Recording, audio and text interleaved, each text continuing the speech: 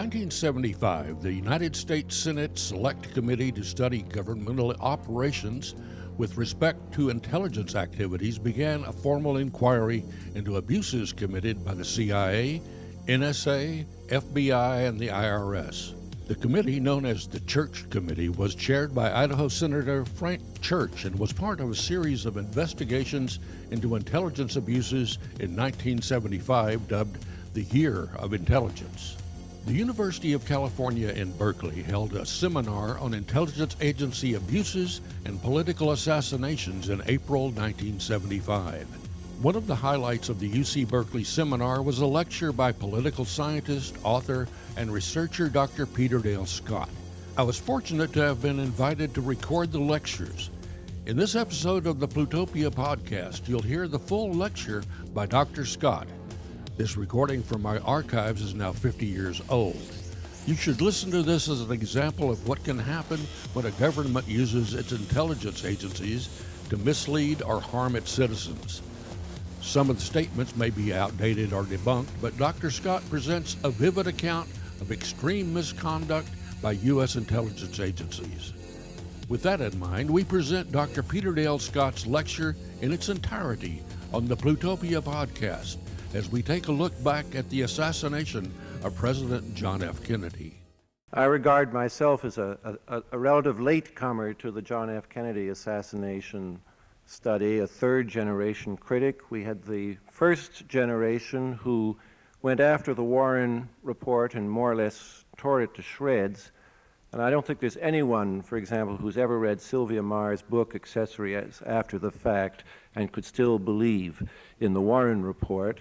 We've had the second generation, people like Dr. Joling and Dr. Wecht, who are professionals and have brought professional competence to look at the evidence, and I hope that they will carry enough weight in Washington to force a reopening of the assassination of John F. Kennedy question.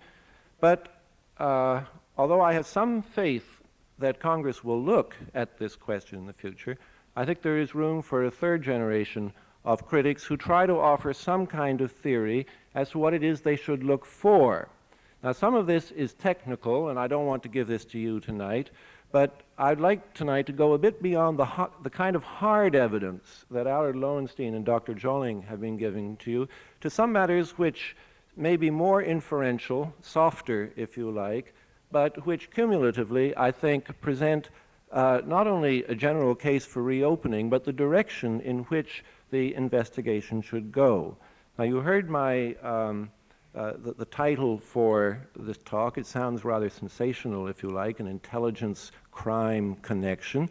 The fact of the matter is that there's been more and more speculation in the press, and a lot of it has come just in the 2 or 3 months, that in fact the intelligence agencies of this country, of which the C.I.A. is a prominent example, but not the only one, have been collaborating with organized crime inside this country and outside this country for what we might call common objectives, and more specifically, what's relevant to what we're talking about tonight, that in the period 1960, 61, 62, as late as 1965 or 66 or 67, that one of these common objectives shared by intelligence agencies and organized crime was the assassination of Fidel Castro in Cuba. Now, this may sound like sensational talk, but the authority for it comes from high places. And one of the authorities that I want to cite to you tonight is Lyndon Johnson. Many of you have heard this, but I want to give you the exact words because they are important. There's going to be, I'm sure, a lot of talk about this in the future, and we want to make clear just what it is that is being talked about. What President Johnson said to an interviewer shortly before he died has to be listened to carefully, because it is, I think, in the version that it was printed in Atlantic Monthly, suggestively ambiguous. And I'm quoting now. Johnson said, well, no, I'll go right back to the beginning. Johnson expressed his belief that the assassination in Dallas had been part of a conspiracy. This is the man who succeeded in office saying this, had been part of a conspiracy. Johnson said that when he had taken office, he found that, quote, we had been operating a damned murder incorporated in the Caribbean. A year or so before Kennedy's death, a CIA-backed assassination team had been picked up in Havana. Johnson speculated that Dallas had been a retaliation for this thwarted attempt. Now, I am sure this is all going to be revived in 1975, and it already has been, and it is going to be suggested that clearly he's talking about Fidel Castro, and that somehow Fidel Castro had infiltrated the Dallas police and the Minutemen and all the other people who've been associated with what happened in Dallas. But if you listen to what is stated here, and if this is the correct wording, that the assassination was a retaliation for this thwarted attempt, that maybe what is really important is, and we know that this is true, that John F. Kennedy had been cracking down on these things in 1963. This is not a matter of speculation. This is a matter of the public record that in March and April of 1963, Kennedy said publicly there are to be no more efforts mounted against Castro from the continental United States. That's not as categorical as I would have liked it to have been, but it is cracking down. And more specifically, in September 1963, the government made it known publicly that they were warning 6 individuals that they were to cease their efforts against Castro. This was published in the New York Times on September 16th, 1963, and I recall the exact date because one of those 6 names has since become rather famous. It was the name of a man known then as Frank Fiorini, and much more widely known today as Frank Sturgis, one of the Watergate burglars. Now, Jack Anderson speculated in 1971 that what was going on here was collaboration between intelligence and organized crime. It may be relevant that Frank Sturgis, or Fiorini, his real name, had been connected with casinos, stayed on shortly under Castro in connection with casinos. The important thing, to bring it back to Dallas and to what we know from the Warren Report and the Warren documents, and what I want to lay out to you tonight, is that if we look at the careers of Lee Harvey Oswald, on the one hand, we find that it is no ordinary career at all. The picture of a loner, a man who could never get recognition, melts away when we find the dozens of government files that were being kept on Lee Harvey Oswald, because his case was almost certainly an intelligence matter, and that's what I want to talk about in connection with Oswald, and that Jack Ruby, on the other hand, was also not a loner, as the report went out of its way to suggest, but was a man with connections to organized crime, and much more interestingly than that, he was a kind of connection, a man who knew, at the very least, knew prominent people in the world of organized crime, but also had connections to the Dallas police and had connections to the political structure in Texas and perhaps also other parts of the United States. So both of these men were presented as loners, and in fact both of them were connected on the one hand to intelligence, on the other hand to crime, and both of them, as we will see, to Cuba, exactly what President Johnson was speculating about. Now, the more difficult one to prove is the case of Oswald. The government, I think, had much more at stake in suppressing the truth about Oswald than it did the truth about Ruby. So I will spend most of my time on the difficult case, the case of Oswald, to suggest why I think not that he was exactly a CIA agent, but that his name and his career was at the very least perceived by different elements in the U.S. government as being an intelligence case. You have to remember, he went to the Soviet Union. Some of you know, let me give you an example of what I would not take as evidence of his being a man with an intelligence background. The fact that he served at Atsugi in Japan as a Marine And those of you who know anything about Japan and Atsugi will know that in 1958 and 59, when Oswald was there, that was one of the most important CIA bases in the Far East, and more specifically was the base for the U-2s that took off from Japan in the Far East. Oswald in those days was a Marine working with radars, and it is possible that that's all he was, a man who probably had something to do with the U-2s coming in because he worked with aircraft approaching and so on. But more important is the way in which the government has lied about Oswald's record, starting at that time. Marguerite Oswald went to the Warren report and she said, my son was an intelligence agent because, and as proof of it, she said, after all, he served in Taiwan in the Quemoy, I think she called it the Formosa crisis, meaning the Quemoy crisis of 1958. And the Warren report went out of its way to prove that she was wrong, and that in their version, Oswald had only been in Taiwan for one day on September 30th, 1958.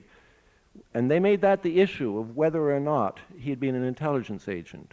Well, on that point, I think Oswald was right, and there has been so much fudging of records as to suggest not only that the government was wrong, but also that they knew they were wrong and that they had something to hide.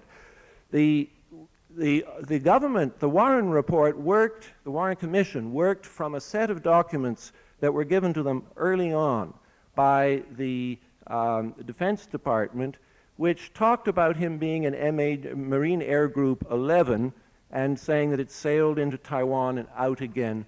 However, a second set of records arrived 9 days before the Warren report was to go to press. It arrived on September 15th, 1964, much too late. The report was written at this time. There was nothing they could do about it. But if you looked at the pay records, which arrived at this time, they had Oswald in a different group at the same time, Marine Air Group 13. And in fact, if you check out what the Marine Air Groups, both of them, were doing in that year, they corroborate the pay records and not the original records. There had been a crisis. Oswald's group, Marine Air Group 11, had been rushed from Atsugi into Taiwan to deal with the Quemoy crisis. It went operational on September the 8th, exactly the day that Oswald's pay status changes. And then when Oswald went back to Atsugi in October 1958, the first records have him still in Marine Air Group 11, but he couldn't have been in Air Group 11. That was now in Taiwan. And a second air group had come to Atsugi, Marine Air Group 13, to replace Marine Air Group 11, and that's exactly where the pay records put him.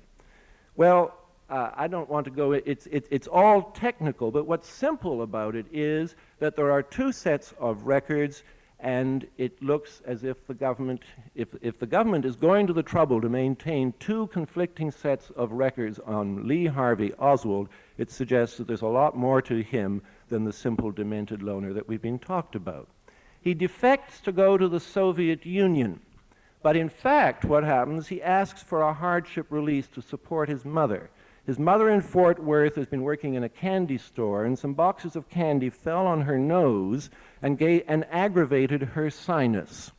So he applied for a hardship release, and he got it just like that. In fact, he got it so quickly that he got the release on September the 3rd, and the medical affidavits signed by a Dr. Rex J. Howard and another Dr. Rex Z. Howard, those affidavits are filled out on September the 4th. So he had already got his hardship release. He'd been transferred for discharge, as they put it, the day before the affidavits were filled out. Now, some of you may have been in the Marines and know something about trying to get a hardship release. It's not usually that easy. He goes to the Soviet Union. As Sylvia Marr points out, he's stamped out of England in his passport on September the 10th, but that's too late. I should have said October 10th, sorry, 1959. But that's too late for him to arrive in Helsinki, Finland, when it's known that he arrived. So the report just concludes, they said that as there were no commercial flights to get him there in time, he must have left on October the 9th. It's very possible, in fact, that he went on a non-commercial flight. But that suggests, of course, that again, that it's not just a loner who's going off to the Soviet Union, but somebody else. Finally, I'd like to talk raise the possibility, which has been in the press recently and will be in the press again next Sunday, that maybe the man who went to the Soviet Union is not the man who was shot in Dallas. The man who was shot in Dallas was measured twice at the autopsy and when he was arrested in New Orleans, and both times he was 5'9". The man who went to the Soviet Union, according to the first set of medical records, was measured when he left the Marines, and he was 5'11", so he had shrunk 2 inches. What's interesting about this is the consistency of the records. He is consistently 5'11" in 1959. When he comes back, he's consistently 5'9", and he does what, I may say parenthetically, many intelligence agents do. He rushes around establishing a documentary record that he's present somewhere. He fills out application forms for work, for driving licenses, all kinds of things. And he always puts himself down as being 5'9", with one exception. He applies for a new passport in 1963, and he has to submit his own old passport. Now, in his old passport, it says he's 5'11". So if he's really consistent and puts down that he's 5'9", it might create troubles about his getting a new passport. So on this one occasion, in 1963, there were a dozen occasions in that year where he called himself 5'9". On this one occasion, for the sake of consistency, he goes back to his old style of 1959 and calls himself 5'11". That suggests to me that the man applying for the passport knew of the sensitivity of this matter and knew that he was deceiving the government, even though it says very clearly on a passport application that to falsify any information on an application will be visited with very severe sanctions. Let me just add that many people were watching Lee Harvey Oswald in the Soviet Union. One of them was J. Edgar Hoover, who sent a warning to the State Department in 1960 that the man in the Soviet Union using Lee Harvey Oswald's birth certificate might be an imposter. And this possibility of an imposter raised by the F.B.I. was subsequently repeated in 2 different State Department internal memoranda. The result of this was to create concern in Washington when Oswald contacted the U.S. Embassy in Moscow in 1961 and said, please give me back my passport. Those of you who know the Oswald story know that he had thrown the passport down on a table when he went into the embassy in 1959, said he wanted to renounce his citizenship, never did. He left the passport. In 1961, he wanted it back, and a very clear instruction was sent from Washington to Moscow saying that Oswald was not to get his passport back until he had completed his travel plans to return to the United States. Now that instruction was received in Moscow by a State Department officer called Richard E. Snyder, whose name is in that East German booklet, Who's Who in the C.I.A., and whose biography in the State Department Biographic Register reveals clearly his background is intelligence. He had gone to special training at Harvard. He's no dummy. And yet, receiving an instruction not to give Oswald his passport back until he had completed his travel arrangements, he went ahead. Oswald came in and said, oh, I've got married now, won't be going back for a long time. Richard E. Snyder said, fine, here's your passport. Now, I used to work in a consular service myself for the Canadian government, and I know you don't normally do that, especially if a man has an intelligence background and has gone to Harvard, it is particularly surprising that he should do so. And I think that people, when the Warren Commission got around to this, they realized that they had a problem on their hands, and they devote a total of 9 pages on the report to the specific subject of the return of Oswald's passport. And it's wonderful how they can snow you with factual data, because in those 9 pages they tell everything, and yet they never once point out this simple anomaly of somebody being told not to give a passport back, giving it the passport back, and of course what Hoover was really frightened of was that the Soviet Union would get the passport. The instructions said, be careful not to send it by mail in the Soviet Union. They were frightened the Soviet government would get it, right? Well, Oswald got it on July the 11th, 1961, and 4 days later, he knows it's his wife's case that's going to take the long time, at both ends, both in the Soviet Union and in the United States. She doesn't apply until August the 20th, 1961, for a visa at all.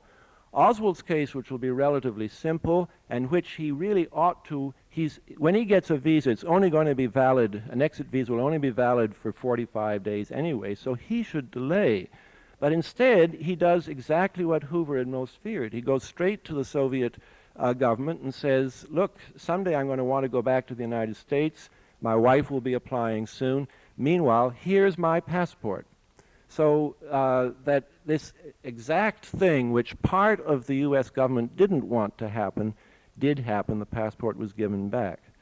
Now, when Oswald and his wife came back to the United States, Marina's diary says that they went to Amsterdam and stayed for 3 days in an apartment which was so clean that they didn't even dare to lie on the sheets. And that is a presumption with which the Warren Commission began, that they had stayed for 3 days in Amsterdam in an apartment. Consider the implications of that if you're a loner. It's a pretty smart thing for a loner to be able to come out of the Soviet Union, the passport valid only for direct travel back to the United States, and to find an apartment in Amsterdam and stay for 3 days. In fact, given the schedule in the Warren Report, that's impossible because there wasn't time for them to spend 3 days in Amsterdam. However, they were supposed to have taken a ship directly from Rotterdam on June the 4th. In fact, that ship stopped in Ireland. So it is possible, and in fact, I would say likely, that they stopped off somewhere to be, as we say, debriefed by the CIA. As late as 64, 65, professors could go over to the Soviet Union to give a lecture on, I don't know, Sumerian coins to a learned society. They'd only be in the Soviet Union for a week, and they'd come back, and they would be debriefed by the CIA. Here's Lee Harvey Oswald, who had been at a CIA base, who went in and told the embassy in Moscow that he was going to go and tell the Russians everything he knew. The report asks us to believe that he just came back to the United States and nobody ever wanted to know what had happened to him until a man who was about to retire from the FBI went around and looked him up in Fort Worth. That's very hard to believe, in fact. And again, we suspect that something was being covered up. He was met in New York by a man who's described in the Warren Report as a representative of traveler's aid, a social worker by the name of Spas T. Ryken. Spas T. Ryken is sure that the man he met was only 5'6", not 5'9" or 5'11", but 5'6". He's very sure of this, he says, because the man was about my height or a little bit shorter, and Ryken is 5'6". So there may have been somebody else who came into New York. Now, I'll give another reason why I think that Spas T. Ryken measured that man very carefully. He's described as a social worker, and for all I know, he probably was, but he was also something else.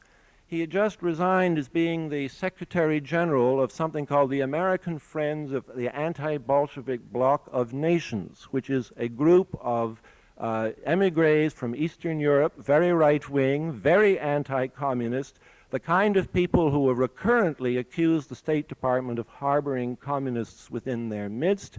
They were in 1962, when Oswald came back, they were in the midst of a real feud with Dean Rusk and John F. Kennedy, precisely on the issue of being soft on communism, of giving up on the goal of liberating Eastern Europe.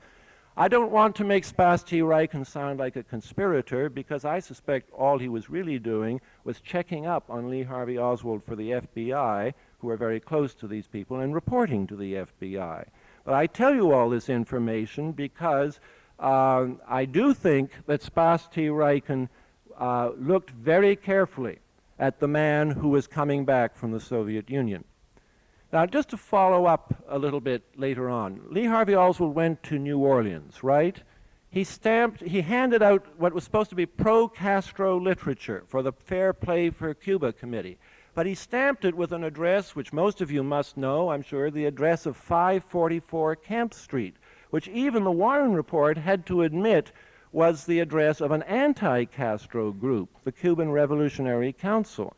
Today we can update the Warren Report because we've all heard of E. Howard Hunt, and those of us who have read E. Howard Hunt's account of what he did for the CIA in connection with the Bay of Pigs know that he himself admits that he was a political action officer who helped set up the Cuban Revolutionary Council for the CIA. And everyone knows that the CRC had an office in Miami. It had two offices, one in Miami and one in New Orleans. Two registered foreign agents, one in Miami, one in New Orleans. The one in New Orleans was called Ronnie Kerr, and he admits that Lee Harvey Oswald went to see him. In fact, Lee Harvey Oswald saw at least 4 or 5 of the Cubans in Hunt's CRC in New Orleans. He also spent most of his time, this loner, you know, got to be on TV in New Orleans and on radio more than once, mostly by associating with a man called Carlos Branguier from the DRE, Directorio Revolucionario Estudiantil, which has since, in Philip Agee's book that's just come out in England, C.I.A. Diary, I think it was always pretty obvious, but here it is officially said that it was another CIA front, and Oswald was working with them. Finally, it's not certain whether or not Oswald associated with the DRE when he was in Dallas. The accusation has been made. What is certain is that Dallas was the center for the kind of anti-Castro activities which Kennedy had cracked down on in 1963. Collection of guns for operations against Castro. A group called Alpha 66 was doing this, and a Treasury agent. It's the job of the Treasury to look into gun running and things like this. And so a Treasury agent in 1963, before the assassination, was looking into the activities of anti-Castro Cubans there. Now, one Cuban that he looked into is a man whose name was Manuel Rodriguez or Carberio. And I will tell you how the first that the Warren Commission heard of this man was in a relatively early report that somebody who looked just like Oswald had been seen in Oklahoma in the company of a whole lot of Cubans. Well, of course, Oswald was supposed to be a loner, so that was a disturbing story. And the FBI checked out the story in Oklahoma, and they found an anti-Castro Cuban doctor who said, oh, that man. He was shown a photograph of Oswald, and he said, yes, there was a Cuban here who looks like that man. In other words, a man who looked like Oswald, but his name was Manolito Rodriguez, and he gives then the address on Hudspeth Street of Manuel Rodriguez or Carberio. Much later, the Warren Commission interviewed a Treasury agent looking into gun running down in Dallas, and heard that first of all, the Treasury agent said that the group in Dallas, the right-wing group most likely to have been associated in any conspiracy to assassinate the president, was a gun-running group called the Minutemen. This man had been investigating these men, and in connection with those investigations, he had run across a Cuban attempting to purchase guns in Dallas, the same man, Manuel Rodriguez or Carberio. So he's not only a man who looks like Oswald and an anti-Castro Cuban, but he is also engaged in the very kind of activities that Kennedy tried to crack down on. Now, at this point, the Warren Commission got interested. They did get interested in some interesting things. And they asked for, and they obtained, an entire file on Manuel Rodriguez or Carberio. Some of you might press Congress on this point. That file is still withheld. We still don't have a chance to know what is in that file. And I think Congress should be told that it's their responsibility to find out. However, there was, again, towards the end of the investigation, A huge file came in on anti-Castro activities in general, and we know quite a lot about this man. He was the head of Alpha 66 in Dallas. He was a member of the DRE, which, as you've already heard, was a CIA front. And not only that, but he was meeting with his friends at an address called an address at 3126 Hollandale, which is practically the same as the address of 3128 Harlandale, which Lee Harvey Oswald had been linked to by a Dallas sheriff way back on November 24th or 25th, 1963. So that if the police and the Warren Commission had really done their homework and investigated this address, and unfortunately there's no indication that anyone ever did, they might have run across this very interesting man way back in December. So you can see there's plenty more to the story of Lee Harvey Oswald than the simple loner that you've heard about. And finally, of course, there's the strange episode of what happened in Mexico City. Oswald is supposed to have gone there. A cable comes back from the CIA chief of station in Mexico City. Tad Schultz has since recently written that the acting chief of station for the CIA in Mexico City for 6 weeks in this period was E. Howard Hunt, and we don't know. E. Howard Hunt has denied it, but we do have a version of the CIA message, and well, let me read it. This is the CIA now contacting the State Department and Navy in Washington. Subject, Lee Henry Oswald. And I said that correctly. Subject, Lee Henry Oswald. We'll come back to that in a minute. On 1 October 1963, a reliable and sensitive source in Mexico reported that an American male who identified himself as Lee Oswald contacted the Soviet embassy in Mexico City. The American was described, says the CIA, as approximately 35 years old, with an athletic build, about 6 feet tall, with a receding hairline. It is believed that Oswald may be identical to Lee Henry Oswald, born on 18 October 1939 in New Orleans, Louisiana. Those of you who know this whole story know that the CIA later distributed photographs which very much resembled the man described in this picture, presumably were, the 35-year-old, whereas our Oswald was, of course, 23. And we know of these pictures because the F.B.I. showed one of them to Marguerite Oswald on the weekend of the assassination, and she thought, wrongly but not unreasonably, that the man was Jack Ruby.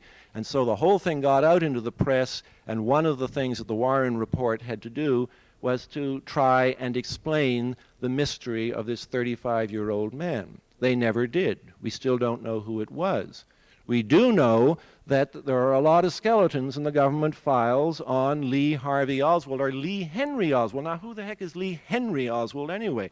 They're describing our man here, the right birth date, the right birthplace, and everything. They're calling him Lee Henry Oswald.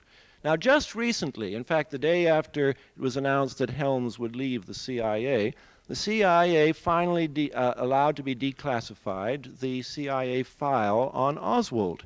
And we learn in that file that the whole question of defectors had been a very, in the highest political sense, a sensitive and important issue back in 59, 60, 61 when Oswald was in Russia, that the White House had asked the State Department to prepare a complete list of all the defectors to the Soviet Union.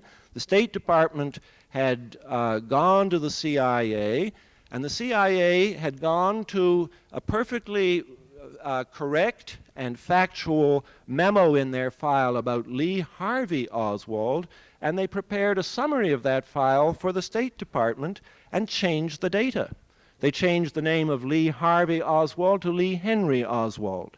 They changed the home place of his mother from Fort Worth, which was correct, to Waco, Texas, which was incorrect, and which also made it impossible for anyone to check out the Lee Henry Oswald story.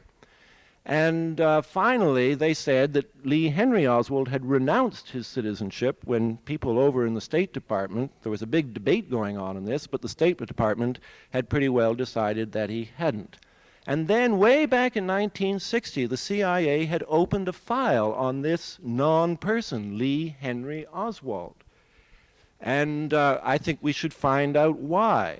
Because you can see the consequences of that was that if you computerize that data, and that's exactly what the CIA was doing in those days, you can pump in one set of data about Lee Harvey Oswald and another set of data about Lee Henry Oswald, and you can call on whichever set of data you wish, unless, of course, you cross-reference them. Now, the file said very clearly, you must, and the must is the word used on the file opening sheet, list all alternative names.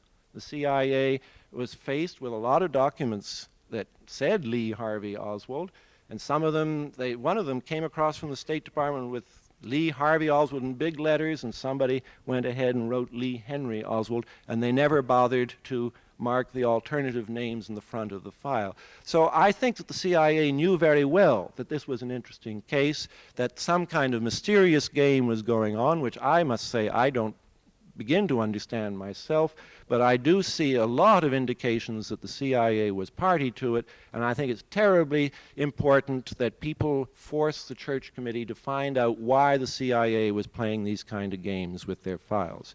Now, I've gone on too long, and I want to open this up for questions, but you know, we haven't said a word about Jack Ruby, and yet his story is not so unrelated to this.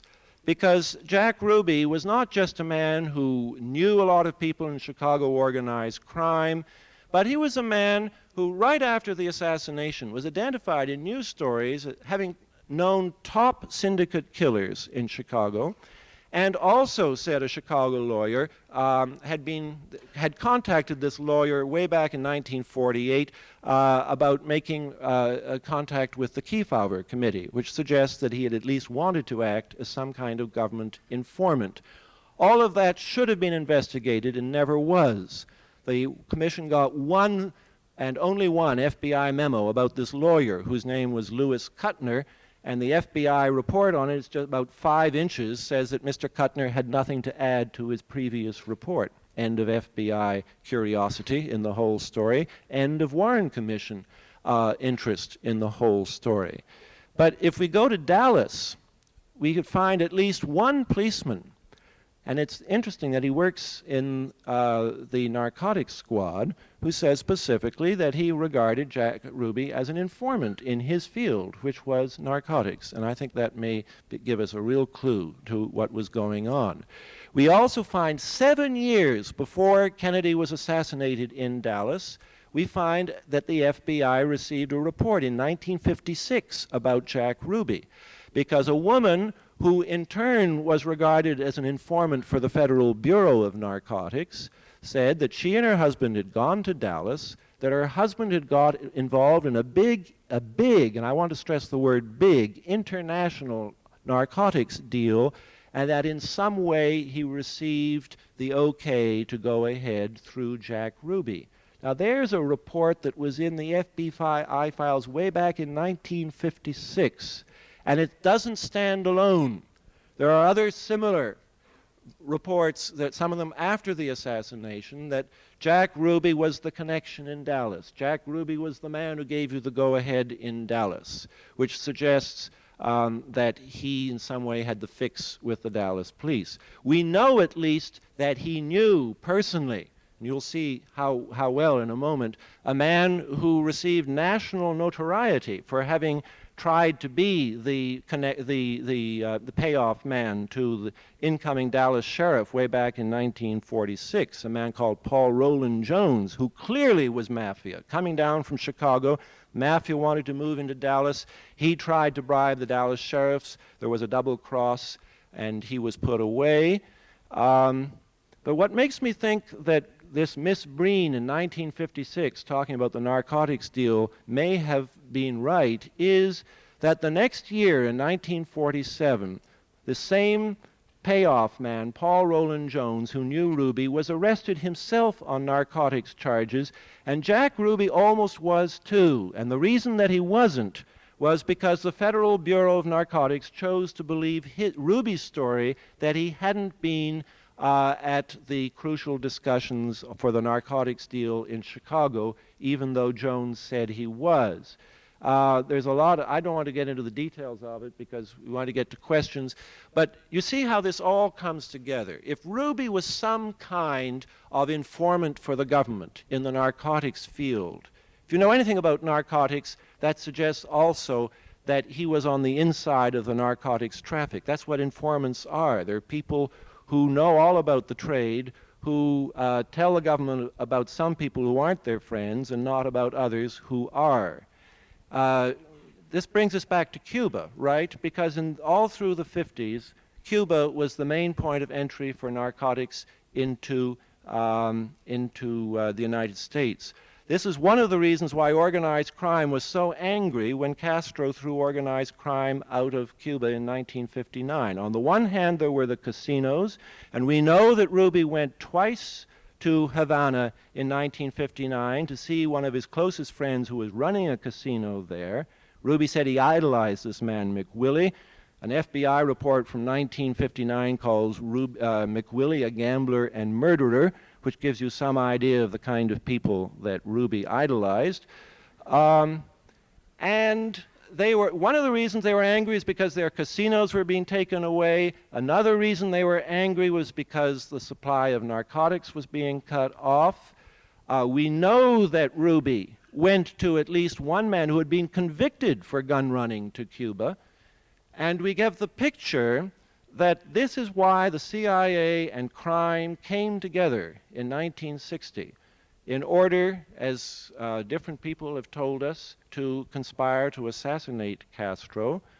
And of course I haven't proven to you that Oswald was associated with this or that Ruby was associated with this. I've tried to suggest a presumptive case that Oswald was a man known to the intelligence agencies and that Ruby was a man known to organize crime, and that if the government would really force an opening up of the files about what the CIA and organized crime were doing together in those early 1960s against Castro, I think we might find more about what they might also have been going on inside the United States. Thank you very much.